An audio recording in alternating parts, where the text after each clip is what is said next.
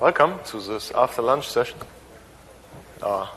which is usually the most tedious session in the day. So we try to make it light.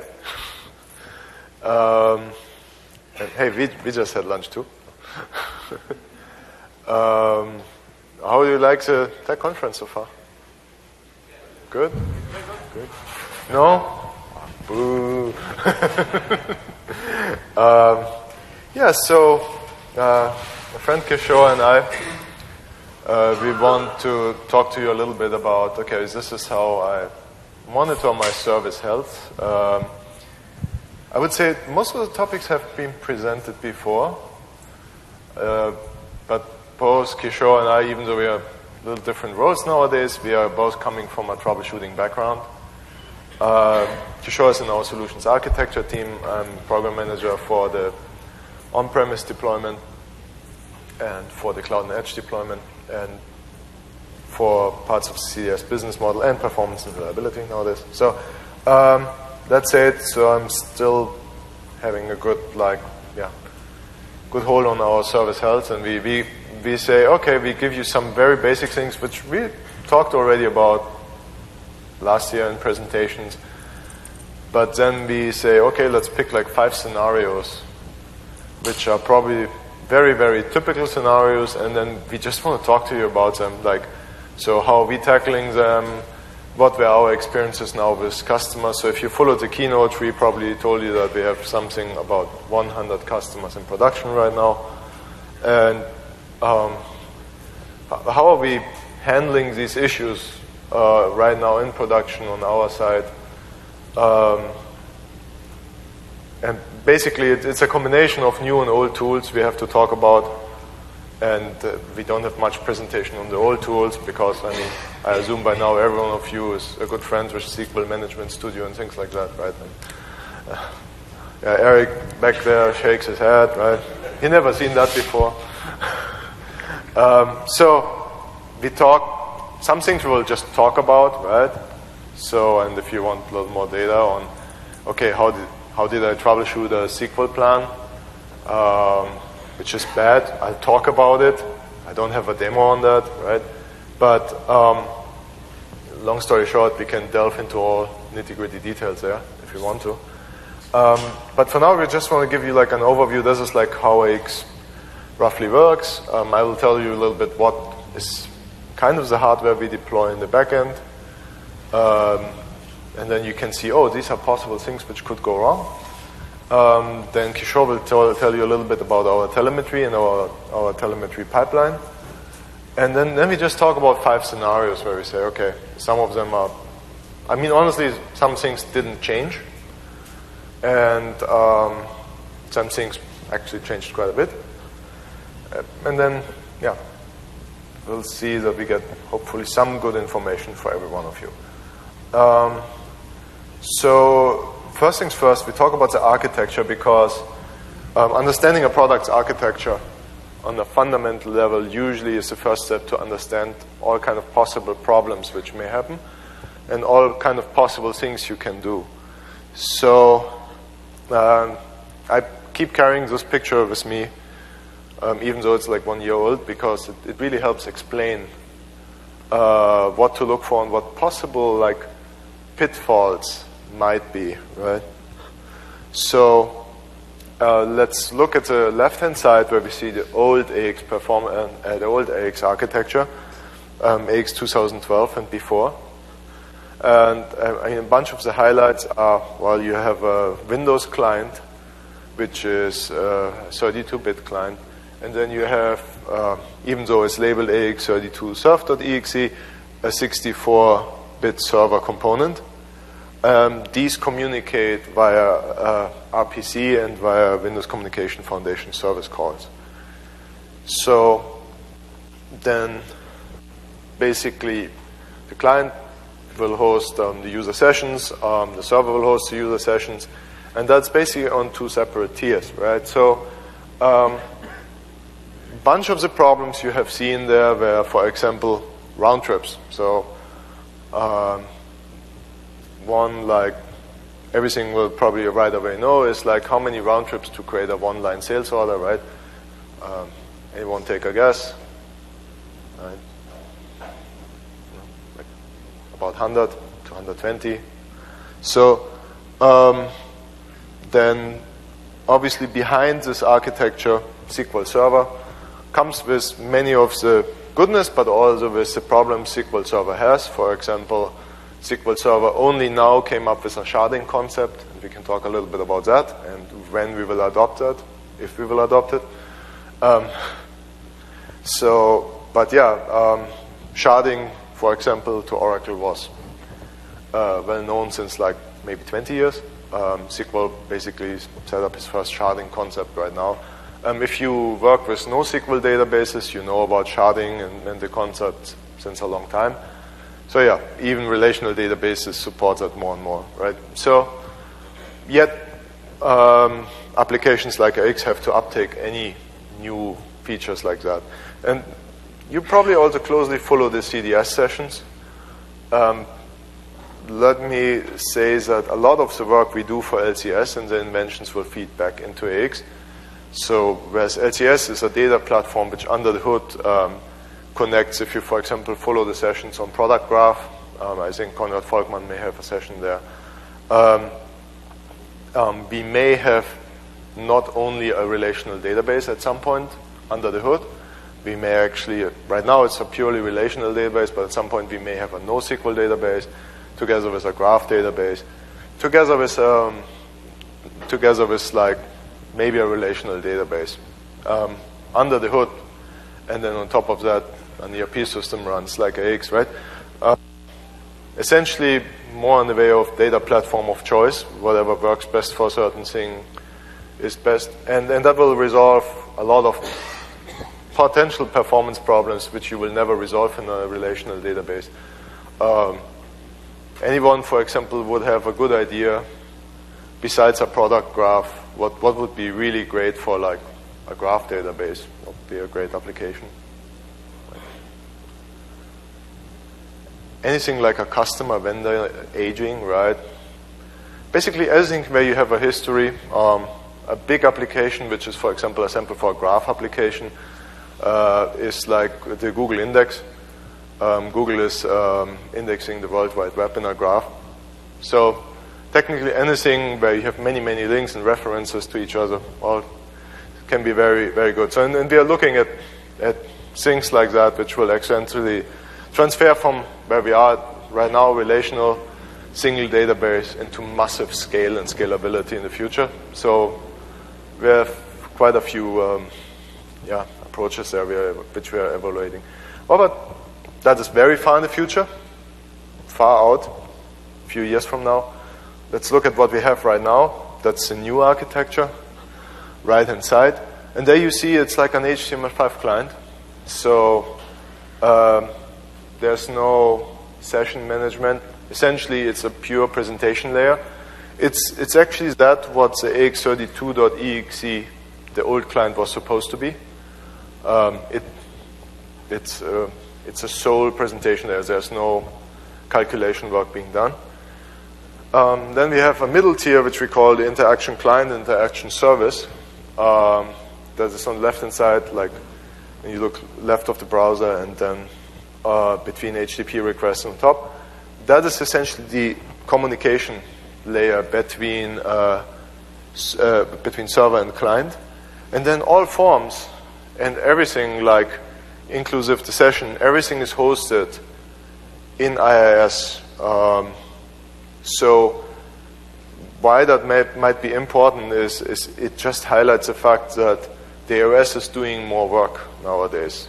It needs to host the form state. It needs to host the object state. All the client is doing is communicating and transferring that state.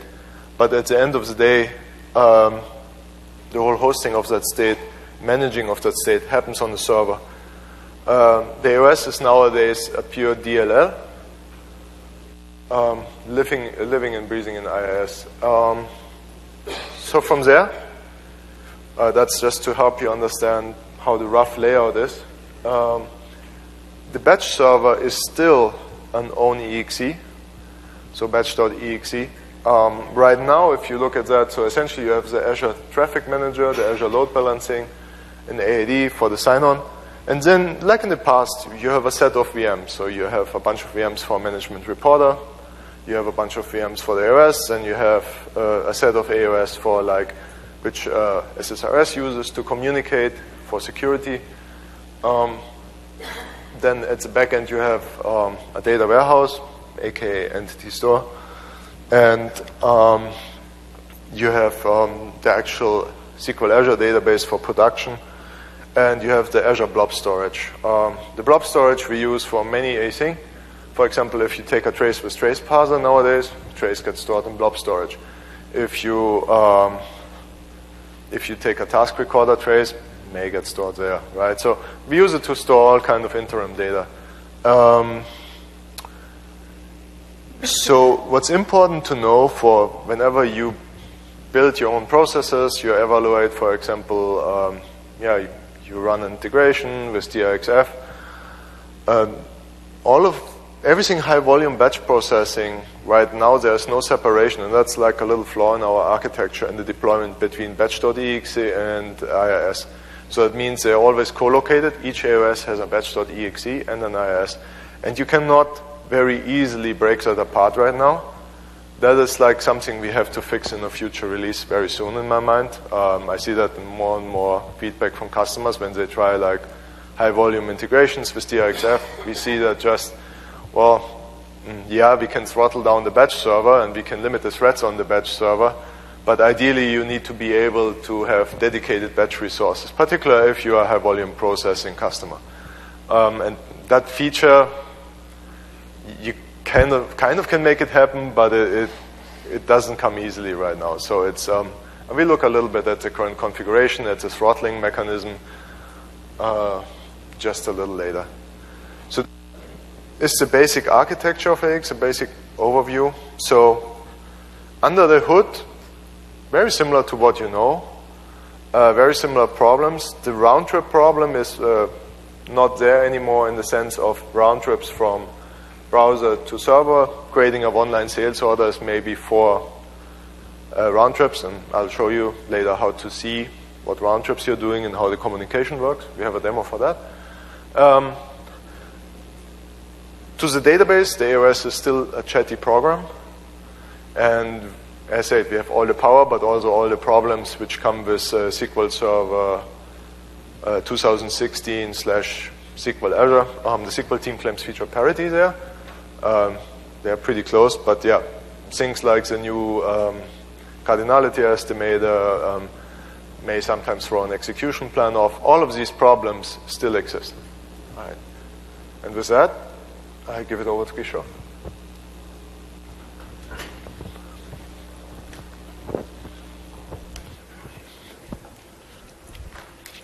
So here we see. Can you hear me? Yeah, good. So here we see the architecture that enables our services to do monitoring, diagnostics, and analytics. Basically, this is what we use across Microsoft for all our cloud services. If you see the underlying components, they are all capable of handling super high volumes of events that are getting generated from all these cloud-hosted environments. As you can see, some of this data is available on the LCS pages. Most of you must have seen these pages. This is how we process the data and bring it onto LCS so that you can monitor the health of your service. But a lot of this it stays back within Microsoft for support because things like events, event logs, these are probably not so useful for you guys. So a lot of this is maintained within Microsoft, but good information that at least helps you understand whether your service is running, whether the service is in a healthy state. That information is available for you on LCS pages. So if you see on the left side, most of these data that is coming onto these pages is actually processed by something called monitoring agent. It's a collector service. It's present on all cloud-hosted environments.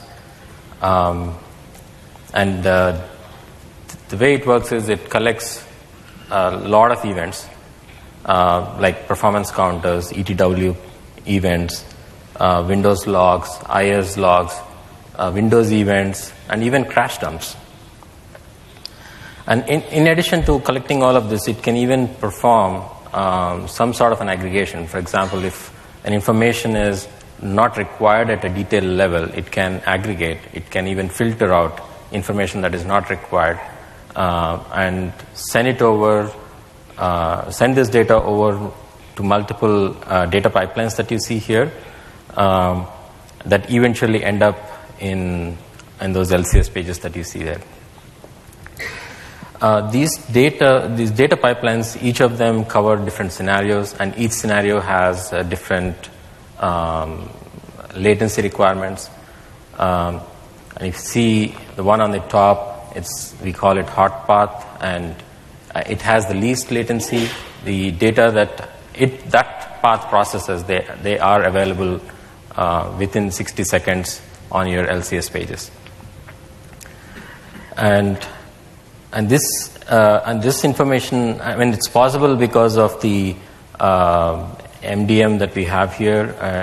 It has near real-time capabilities of collecting and processing data. It can handle high scale with very low latency and with very reliable alert system.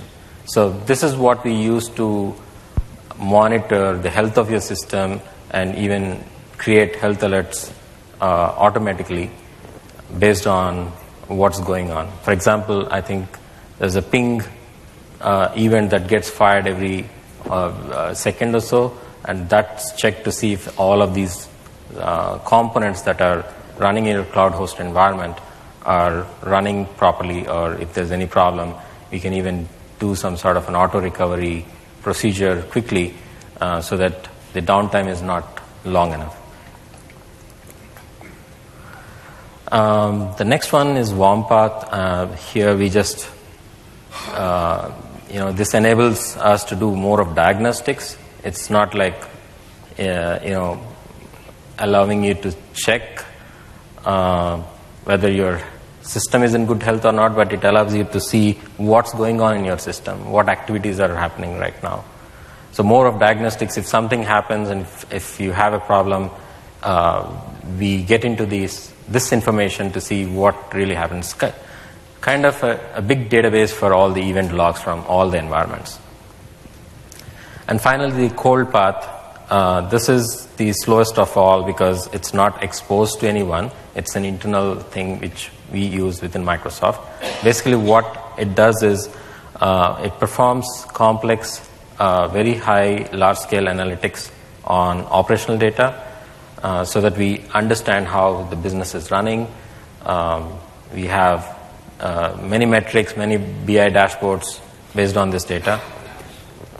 And as you can see, we have something called Scrubber, which takes out all information that identifies a customer or any data that they have. So it's basically just analysis of what really, how the business is running, like how many forms have been opened in the last 1 month, or which forms have been the slowest, what are the most used data flows within AX, things like that. So if you go a little deeper into the hot path that we see there, as I said, MDM is very fast. It can collect information. Basically, as the name suggests, it's multi-dimensional metric. It collects metrics in different dimensions, and it does that in almost near real time. So it allows us to send this data immediately to a health system, and the health system can actually look at characteristics of this data that is received there. It processes it, and we can create rules there that identifies if there's any problem and do certain actions, custom actions or inbuilt actions. Like we can create a ticket if your system is experiencing continuous sustained threshold violations for, like, let's say 5 minutes or 10 minutes. Whomp Path, which has about 5 minutes latency, is essentially transferring all the ETW events from monitoring agent to something called Custo. And this is the name we use internally within Microsoft for application insights. And the data that is stored here is used by our service engineers. Very limited people have access because there could be information related to the customer there. So we have very few people, or at least authorized people, can use this system. It's not very few, but I should say it's authorized set of people can use this system. And some of this data is also being sent after stripping out the customer information into the analytics database, which can take many tens of minutes because we perform a lot of scrubbing and a lot of complex operations there. So at the end, you have mainly three things that this architecture enables. You can monitor your usage of your system, like you have AOS, for example, what is happening on the AOS. You have retail components. You can check what's happening on the retail component. Like, for example, there are some functional counters that get exposed on LCS that lets you understand how many calls you're making on the retail component.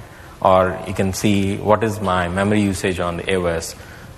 Maybe you can use this to help tune your batch, for example, like should I run with 4 threads or should I reduce it? Or is my threshold automatic throttling working on batch? Things like this can help understand whether you have room to grow or you have to tune your system to reduce your resource consumption. The diagnostics, as I said, it helps you identify what really happened in your system at a particular time or 5 minutes ago. We use this extensively to figure out if a customer asks us, what really happened in their system. I mean, some are still trying to understand how to use the system, but we help them out, by showing them how to use this diagnostics environment monitoring pages available on LCS. And in the next slides, I'm going to show a couple of issues, the common issues that we hear from customers and how we go into LCS monitoring pages to see what really happened and how we can understand or infer the data that's there on those monitoring pages. Eric, you had a question over there? Yeah, how many of these limits data are going to be exposed to LCS? Can I get a LCS notification on LCS?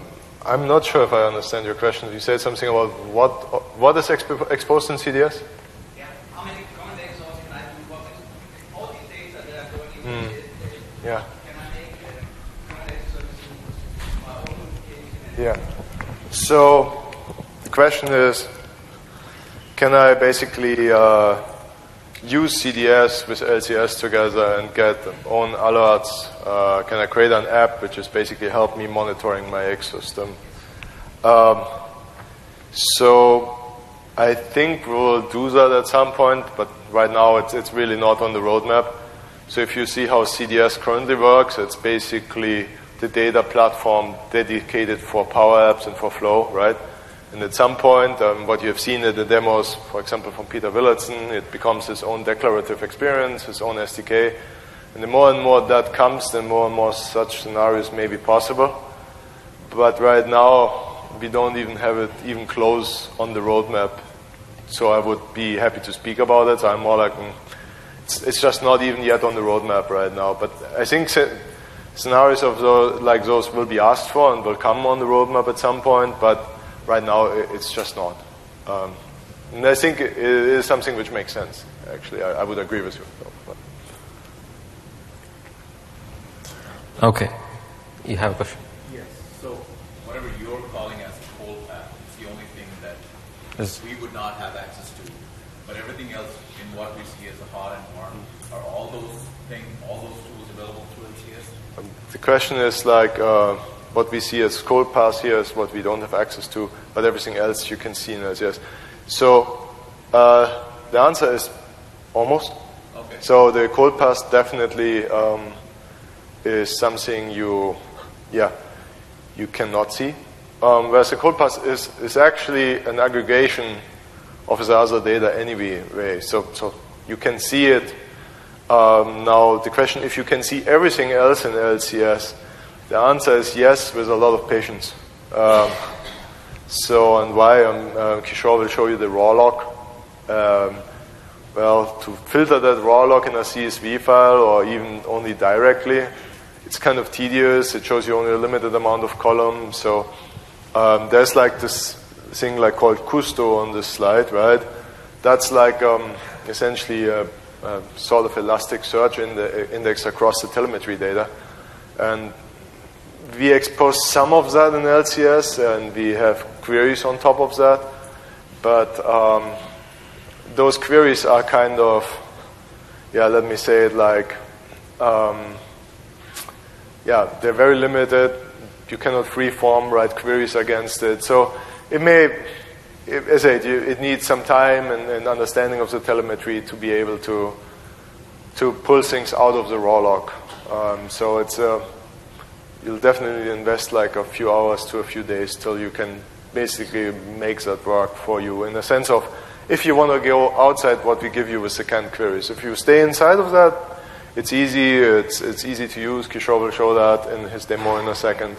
But if you want to go outside of what we give you in the UI of LCS, then it gets a little tricky. These tools are basically available for any hosted D365 environment. It's not just a production or... LCS is available for Sandbox and Production.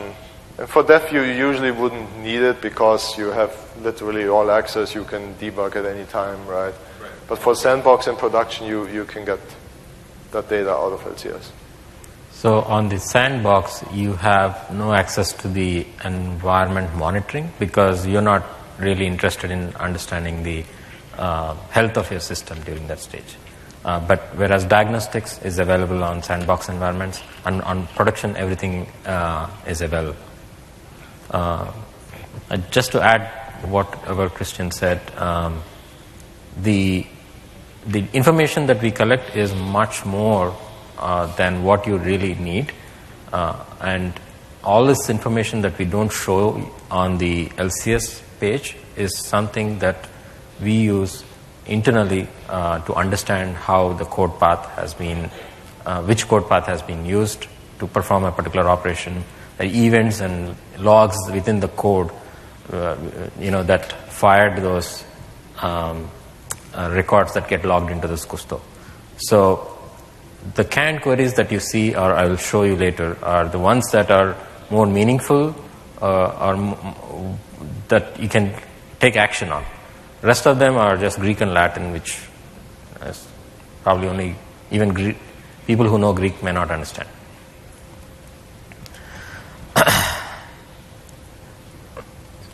So again, just to cover what we discussed. Yeah.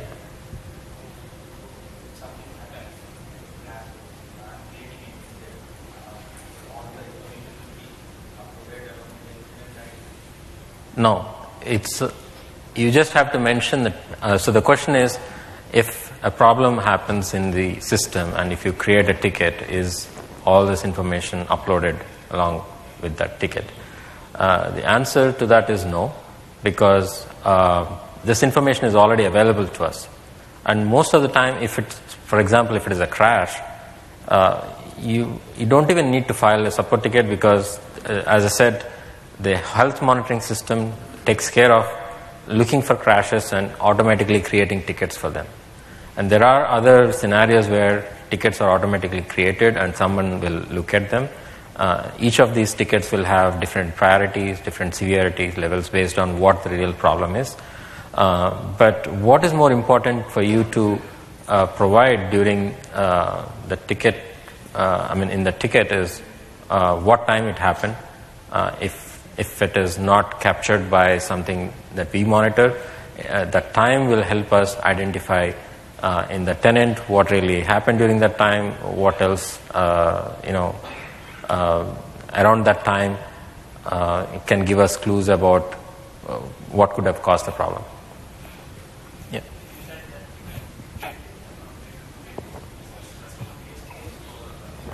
I think on LCS there is an ICM. On LCS, where do they create tickets? So you can create support tickets via LCS right now? Yeah. Can you speak up a little bit? I barely understand you. Okay, so you mentioned that when the crash will happen, you create a ticket. Yeah. Oh, no. That's two different things here Kishore has been referring about. So if we go, so there's a way you can create tickets in LCS, which is a regular support ticket, and then this agent called monitoring agent, which lives on each AOS, works in the following way. It is essentially uploading each crash to Azure Watson. So, and then in Azure Watson, we basically have a tool which runs against Azure Watson and sees, is there new crashes inbound which we don't know? If yes, create bugs. Actually, these things we create in our own dev system as bugs. Crashes are treated different than regular support requests. We work on crashes nowadays proactively. So if we detect crashes, we fix them under the hood, and then as you maybe hear, we ship monthly nowadays.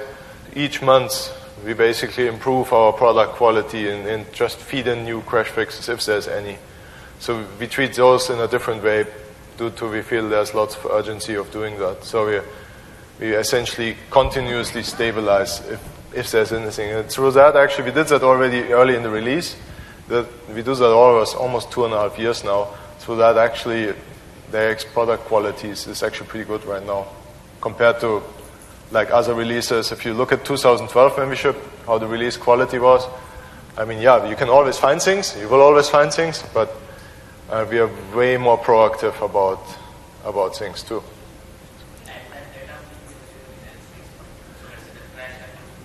You would see the crash. Kishore will actually show you where you would see that in just a second. It's kind of pretty obvious right there, and when you open the activity monitor with a red X, it's like.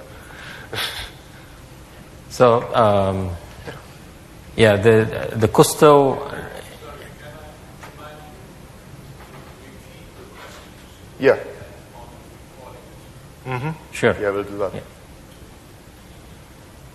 So the Custo, we have a team dedicated to actually look for patterns of issues that our customers are facing, even some patterns that you do not see or users do not experience are being captured and proactively being worked on.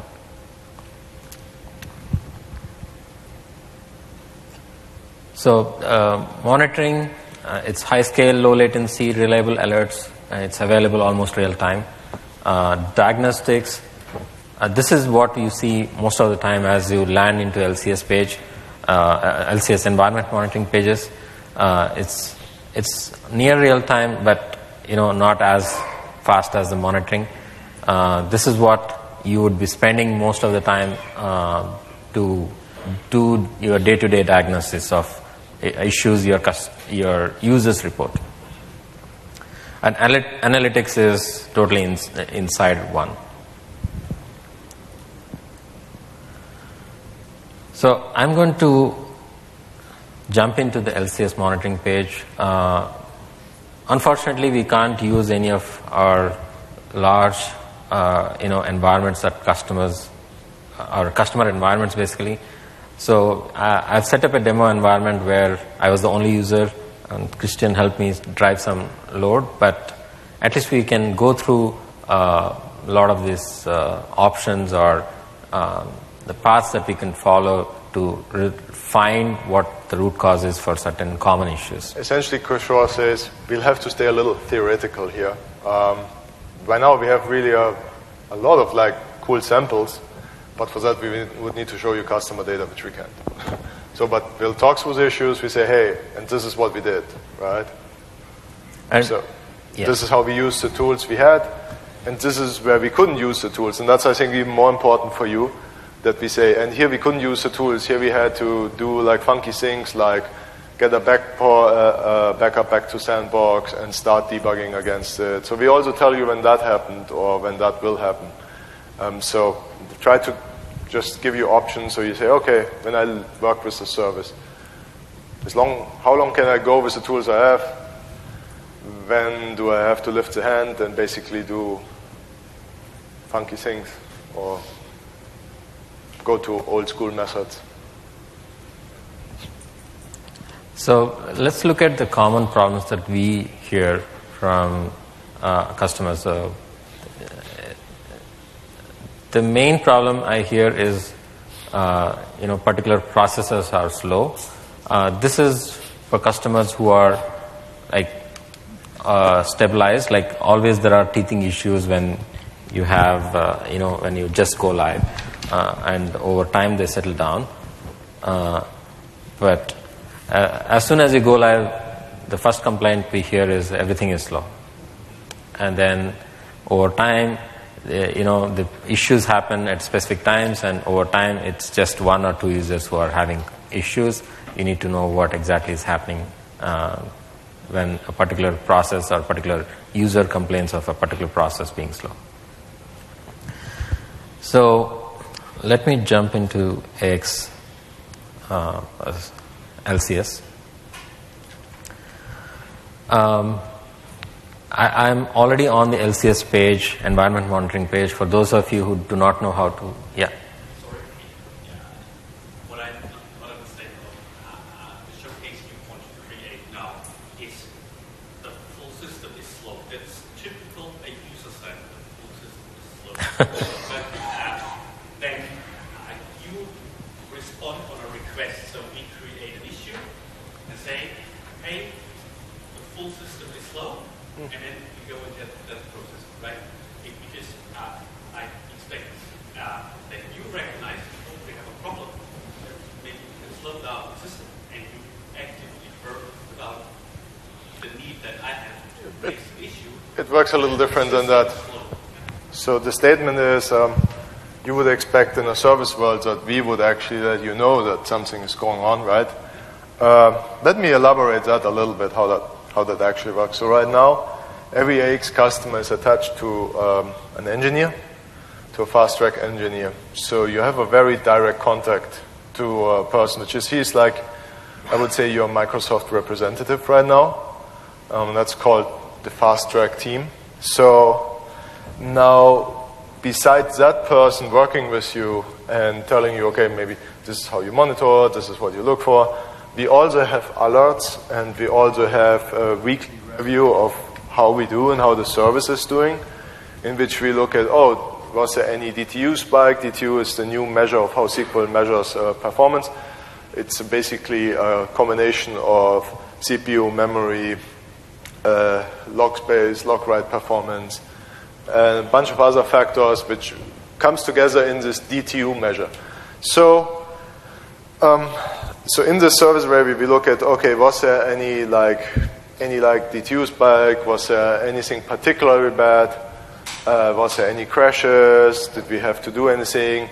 Obviously, we don't only look at this once per week. There's a team working on that all the time, our service engineering team. But we as core, like Kishore and I said, we review that only once a week. And we get looped into these things like during the week on a need basis, right? For the rest, we have the service engineering team and the fast track team. So would we always notice whole system is slow?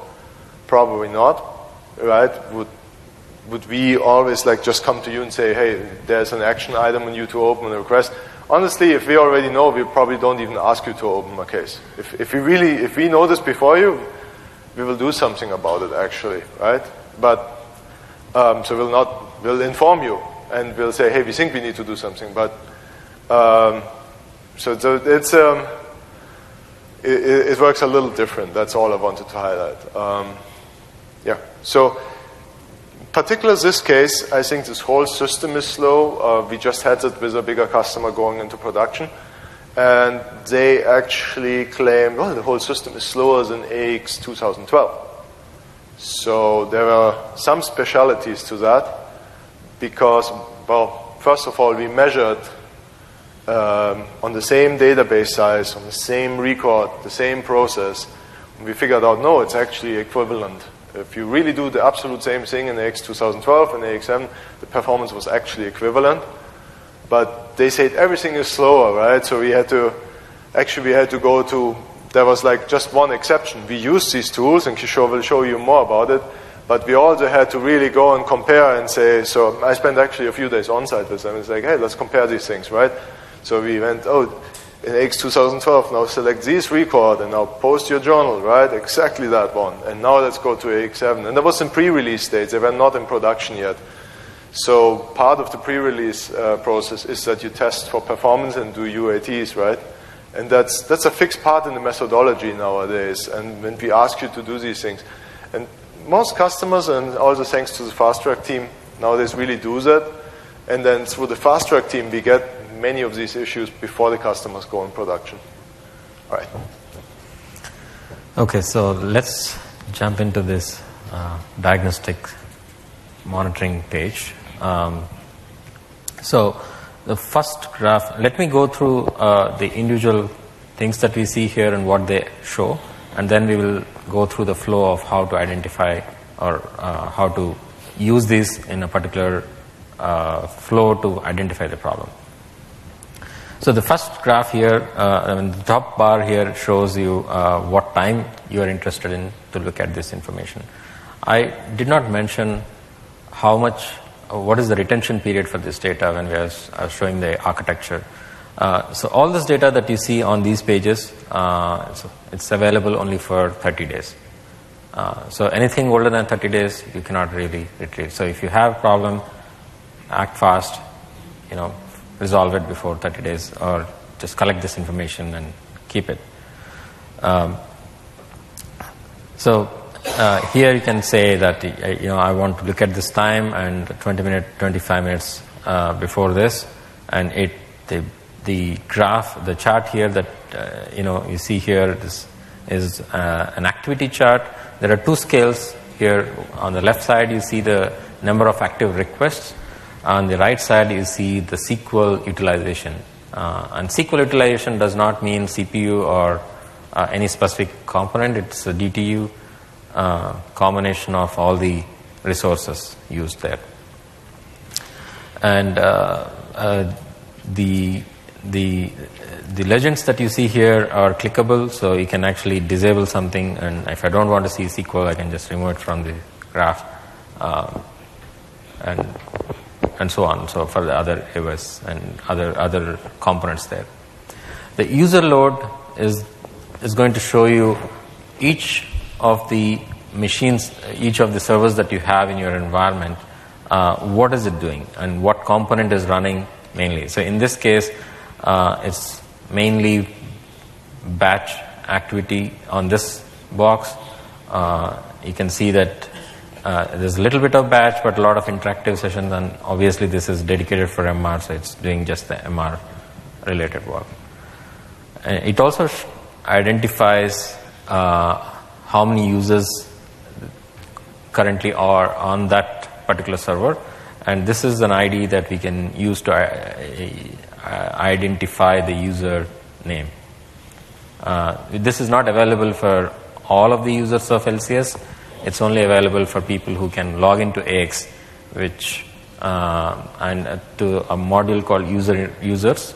Only those people can identify who exactly is that user. And the next one is an activity load. Here it identifies the individual operations or individual forms that are being used on the particular server. In case of batch, it shows which batch jobs were running. And the last one is the user activity. So there are two things here which are not in any specific order. It shows an aggregated view of whatever happened during that time. So if you want to look at the series of actions that resulted in this kind of workload on your system, you want to come to this user activity area where you can expand and see each user session and identify the individual actions that happened on that particular user session. It could be more than one session for a user depending on how long you are looking for here. So this is your landing page, and you have other things here called health metrics. This is the health monitoring one, the hot path from the architecture, and then the SQL insights and diagnostics. Diagnostics is a kind of a custom job that runs on all the servers to identify if there's any issue or anything, what status of multiple things. It can even alert you if it sees that there is some scope for improvement. For example, there could be a number sequence that is not being set to perform.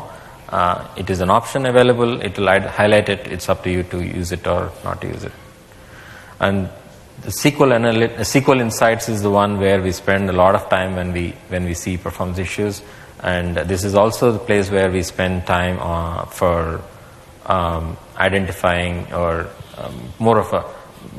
identify the needs for maintenance. Like, is there any SQL that is more expensive or consuming a lot of resources on my SQL server? So within the SQL Insights tab, you can see there are 3 sub-tabs. One is for performance metrics, which is mainly duration, I/O. This is the main driver for DTU. So you want to come here if your DTU is high or if your SQLs are running long and see what's really happening. Index analysis is again a maintenance thing. So if you want to see which index is being used more than the others, you can come here and check that. And SQL now is kind of real time. You want to see what is currently happening in your system. This is where you come. And this is very useful for identifying, blocking queries or like what logs have been acquired or what are the SQLs that are currently running, what is the I/O for those SQLs. So basically, this is where we start if there is an active problem going on right now. If there was a blocking scenario, what would we exactly see in the SQL now tab? So if there's a blocking scenario, you wouldn't see so the blocking statements will be showing up here, which will have the blocker and the blocked query, and also other information like how long it's been blocked and what is the session. It shows a batch ID. I don't think it is a session ID because when we look at it from the back end, it's a different one. So you want to go back on activity really quick? I don't know if Kishore, did you mention the user ID? You can figure that one out. So yeah, this code you can get that in AX.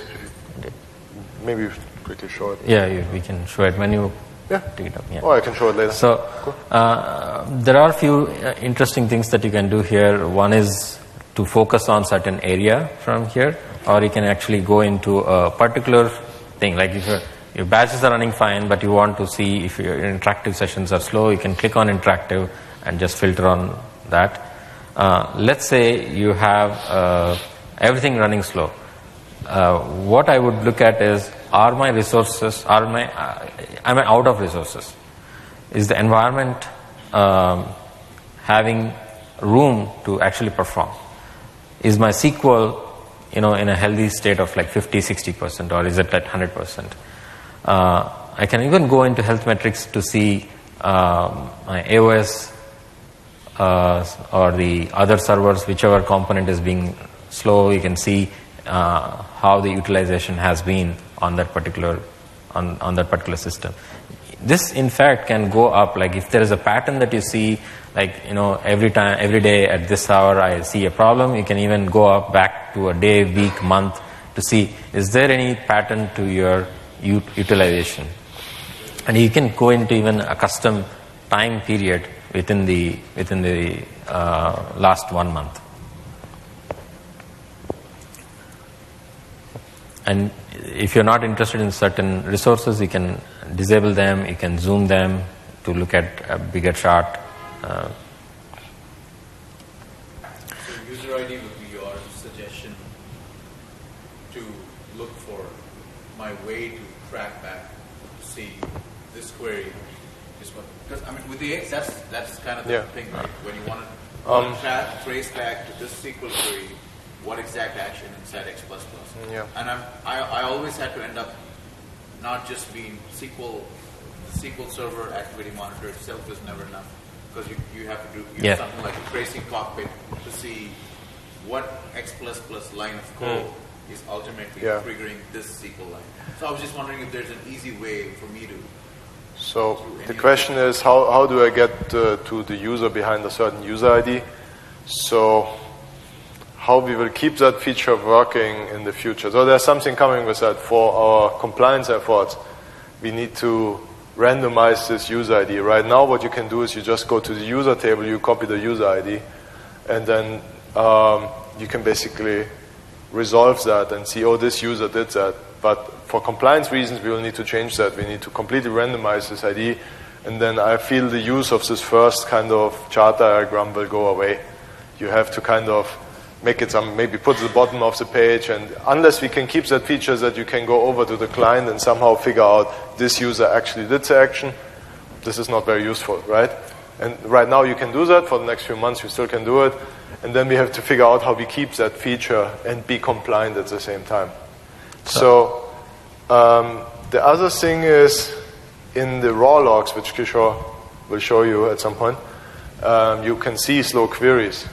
Now, every query which takes longer than 100 milliseconds, we log. So that gives you the call stack, and that gives you some pointer where in the code it happens. So it's basically, if you know the SQL statement trace log of AX in the past, that's the SQL statement trace log of AX in the future. I will show you that. But the problem with that is, so to say, besides these two ways, we still need tracing sometime. We still need other things. So there's still a gap, right? For example, if the DTU is like close to 99%, you will have a lot of slow queries, and that really doesn't have anything to do with the query. So can you go off that information? No, you can't. Eric? You're only storing data for a month right now. Are there any roadmaps in the future to save these data in a graph database or something, so we can start doing trend analysis and so on over a long time?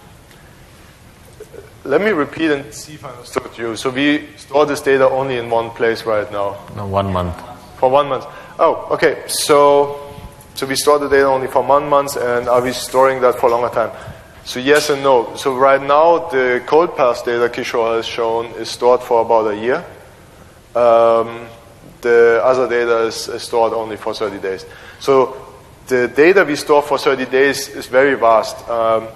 So technically, you can even get like a sort of a stack trace. And down there's this table of the user activity. Kishore could actually show you. If you expand that, you can see every action the user did in the user interface. So you see all the steps the user took. You see where he clicked. So this detailed data plus more we store for 30 days.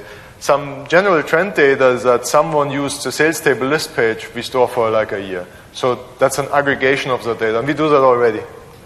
But if you want, you can download this information and store it in your own database for future analysis. To some extent, yeah. Yeah. That would be a task, but come on, go ahead. Have you considered to make this like a project attached? Because we have a formal complaint or something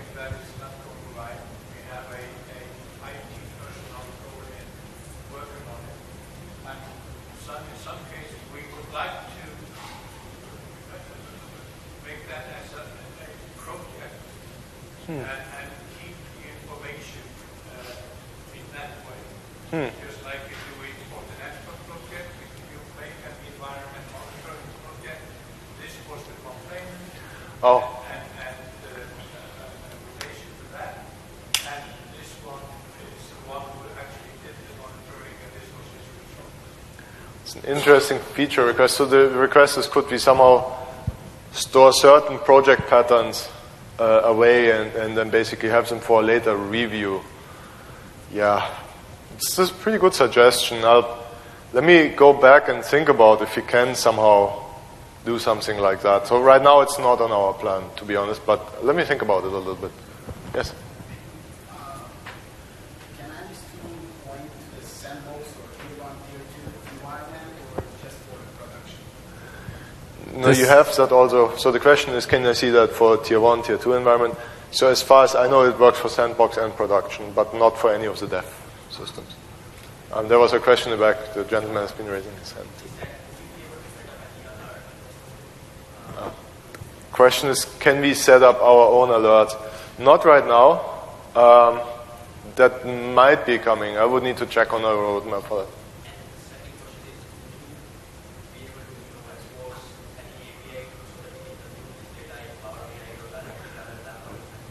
The question is, could we consume this data by ourselves in Power BI? So that goes back to Eric's question. So this API is right now non-existent. To be very honest, we tried that in the past. We tried that actually 10 months ago.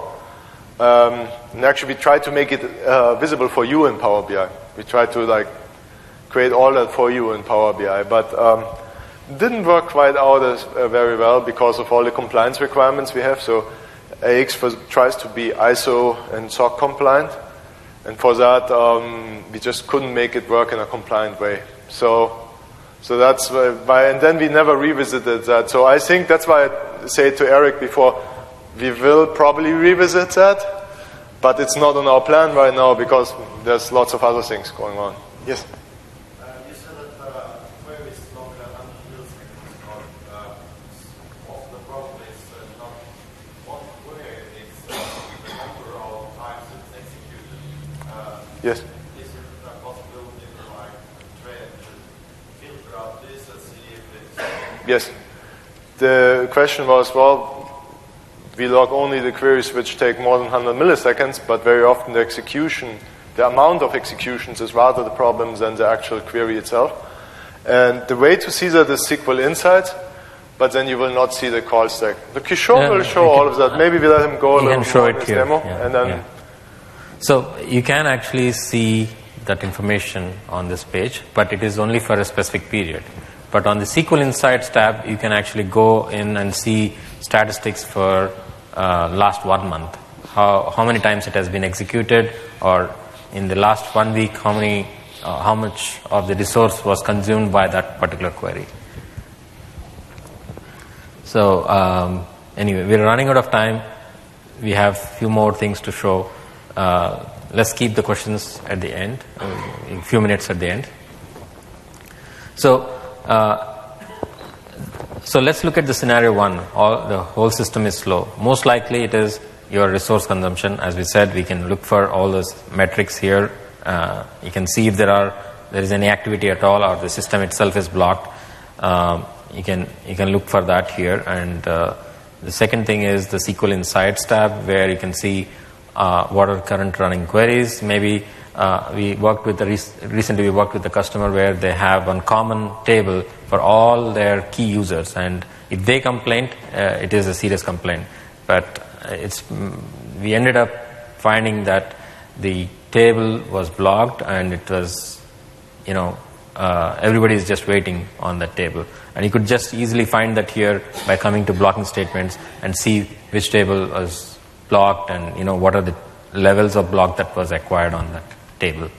So in that case, you could have had more session IDs. Yeah, exactly. And you will see a big list of current execution statements, a big list of blocking statements, and a few locks.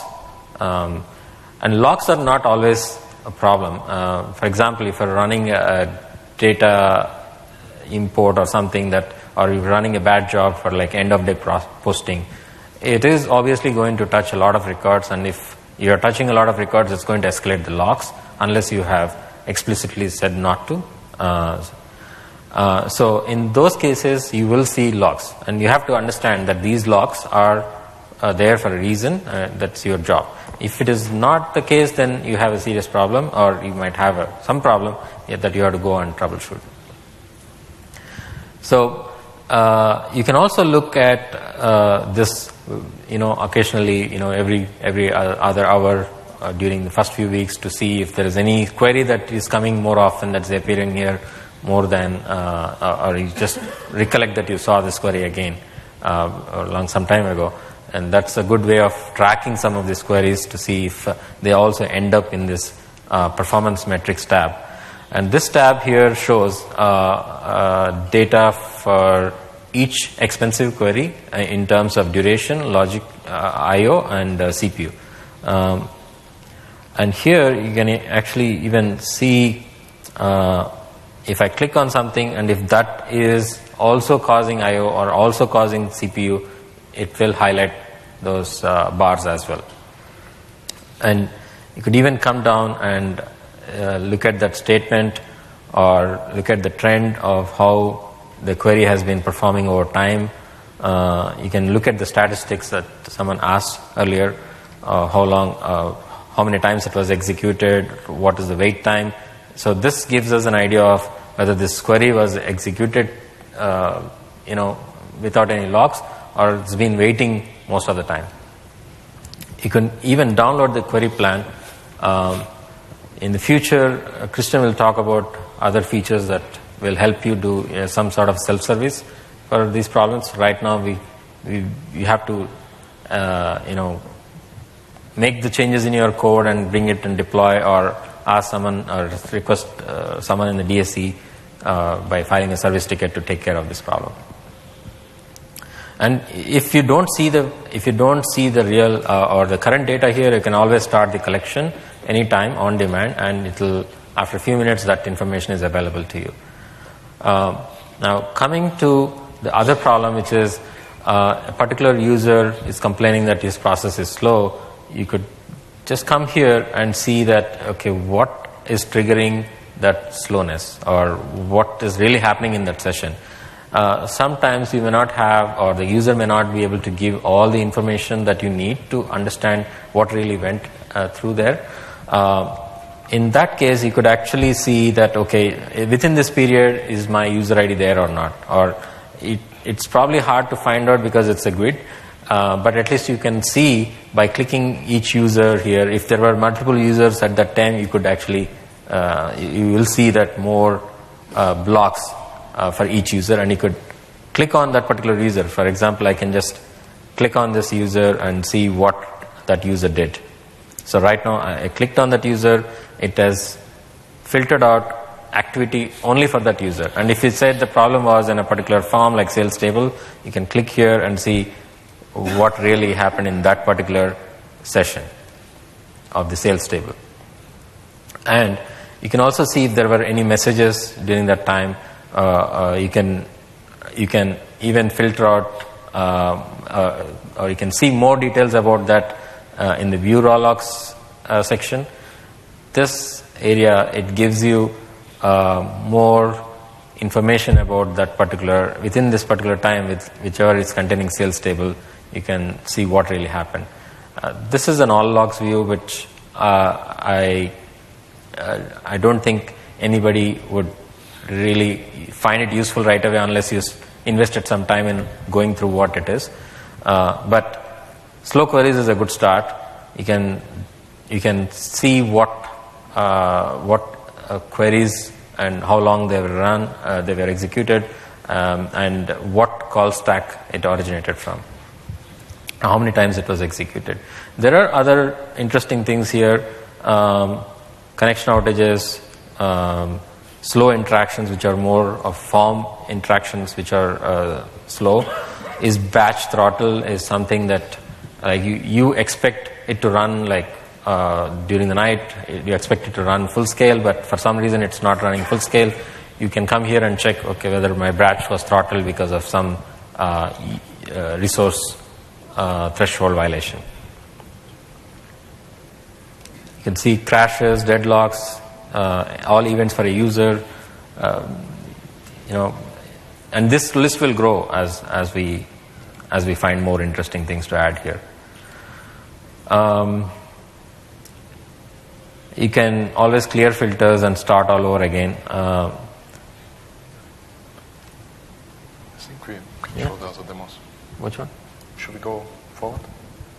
So I think for the interest of time, so do you have any specific questions to any of that? Because I want to show maybe 2 more quick demos and maybe open it for question for 5 minutes. So yeah, if we would talk now in detail to the other scenarios we had, well, I guess we'll be here for a few more minutes, like half an hour maybe. So I just want to show you 2 things which are somewhat newish and important to know with AX7, D365 for operations. And that's, if you come to the point, which we came actually both in our troubleshooting for quite a few times now, that all the cool new stuff you're seeing doesn't help. Well, the old school tracing is still there, and a few other old school things are there. And sometimes you will just end up, or well, sometimes, particularly in pre-production, to restore the database, file a ticket, restore the database to Sandbox, or well, by now there should be like a self-service feature pretty soon to restore that and get the database to Sandbox and troubleshoot there, basically. That's just happened to us too in many pre-releases now in 2.3, and then it's just, so if that happens, well, I think that's just, you cannot do everything with telemetry yet. We want to feed that more and more. If you need to trace, there's trace parser.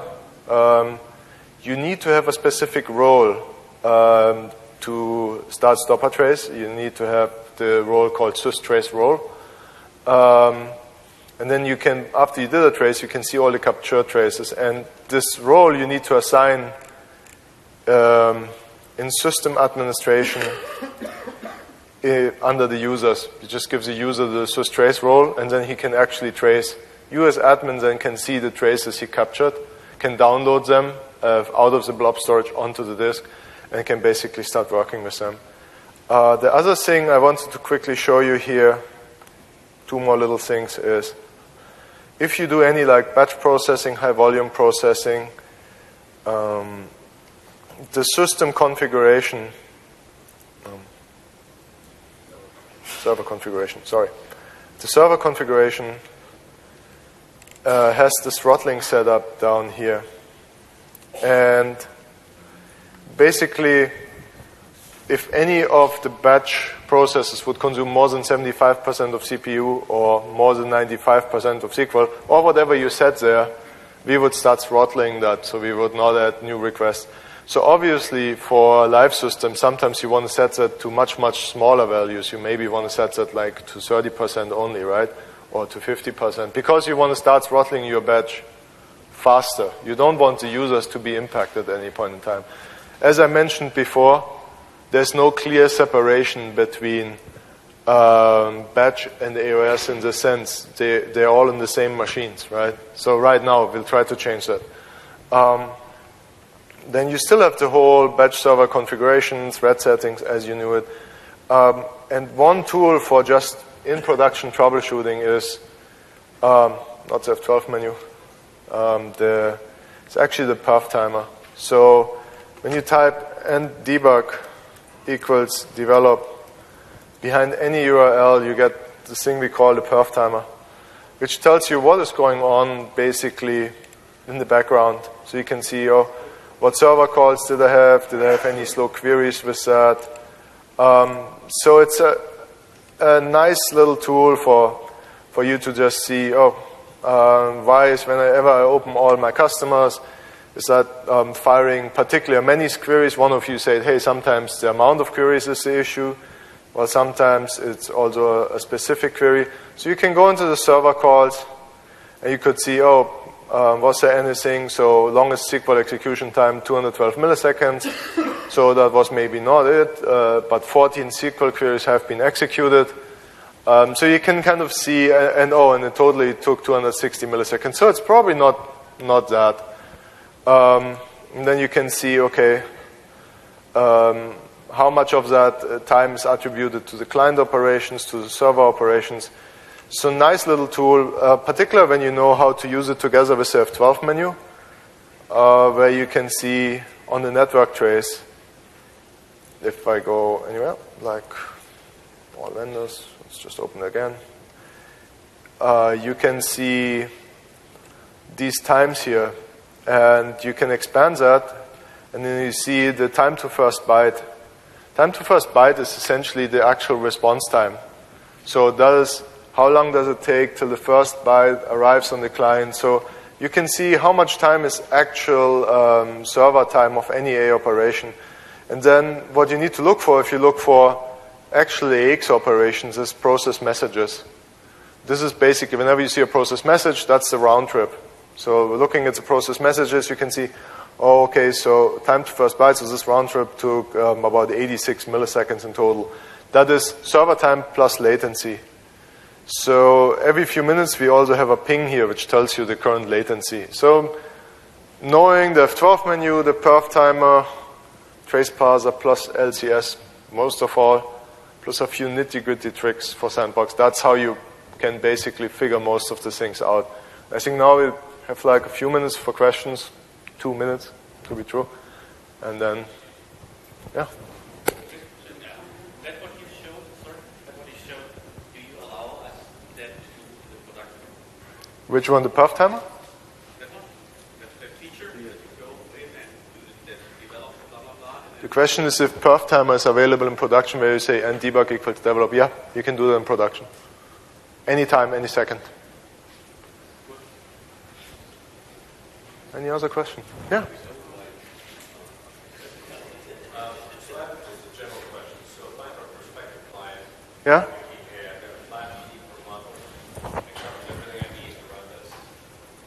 Who's really responsible for this tuning? Is me as a client, my partner, or the Microsoft team? So the question is, who is responsible for the tuning? I would say the answer is depends on where the problem comes from. If it comes from the code you add, well, you. If it comes from the code we add, probably us, right? So it comes from the data constellation the client has, well, both of us. It's in our own best interest that every customer has a great experience, obviously, right? So we'll always help. We'll always be there no matter what. If it's a bug on our side, obviously our problem. If you create new code which slows things down, well, obviously you will have to help, right? And you will have to do things too. It depends, I would say, is the answer. There was another question. Yeah? These tips or tricks that showed in the very end there, quite cool, of the networking and this debugging access gap. I just didn't know, is some information about these things available on the app wiki? Uh-huh. The question is there information on all these things we just shown available on the wiki? So SQL Insights and the Activity Monitor, there's not much there yet. I actually have the task, so Manalia, the PM for it, asked me if I can do recordings. I will still have to do these recordings at some point. But the whole perf timer, perf SDK, trace parser, and parts of the SQL Insights is documented on the wiki. So for most of the things there is data available. The SQL tuning part is like slow queries and these things. We want to upload a few short videos, but I have to produce them still. So, one more question, and then, yeah. I've seen the Diagnostics tab on the example system. Yeah. I'm not seeing this on my production system, which is running on update 2. Is this the one? Something new? Or? Yeah. So we just added that Diagnostics tab. I would think, I don't know the root. So the telemetry team and I, we discussed it a while back. How can we basically, in the past we had health metrics, health monitors there. You might still see the health monitors. And instead of showing these health monitors, which were a little ambiguous, we just want to show if things are wrong. And that's what this Diagnostics tabs will be about. Yeah. Okay, last one. On SQL? 11.17, 11.18. Okay. Log escalation. The question is what trace flags are enabled on SQL. Due to my knowledge right now, none. Right. And with that, yeah, let's close. We were out of time. If you still have questions, just come up front. We are here for a little bit. Thanks for coming.